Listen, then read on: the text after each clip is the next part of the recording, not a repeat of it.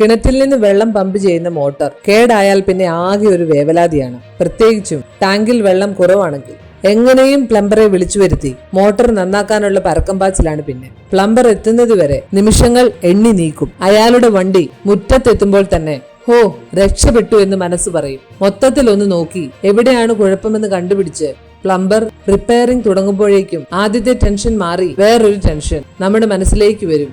ഇയാൾക്കിനി എത്ര രൂപ കൊടുക്കേണ്ടി വരും? നിമിഷ നേരം കൊണ്ട് മോട്ടോർ റെഡിയാക്കി വെള്ളം പമ്പ് ചെയ്ത് കഴിയുമ്പോൾ പൈസയൊന്നും വേണ്ടെന്ന് പറഞ്ഞാൽ മതിയായിരുന്നുവെന്ന് നമ്മൾ ആഗ്രഹിക്കും. എത്രയായി എന്ന് ചോദിക്കുമ്പോൾ അയാൾ ഒരു തുക പറയും. അതിച്ചിരി കൂടുതലല്ലേ? നിസ്സാര പരിപാടിയല്ലായിരുന്നോ? അതുവരെ അയാളെ കാത്ത് കണ്ണിൽ എണ്ണ ഒഴിച്ചിരുന്നവരാണ് കാര്യം കണ്ടു കഴിയുമ്പോൾ മനസ്സു മാറ്റുന്നത്. വൈൻഡിങ്ങോ മറ്റ് വിശദമായ റിപ്പയറിങ്ങോ ഉണ്ടെന്ന് പറഞ്ഞ് അയാൾ മോട്ടോർ കൊണ്ടുപോയാൽ തിരികെ കൊണ്ടുവരുമ്പോൾ തുക കൂടിയേക്കാം.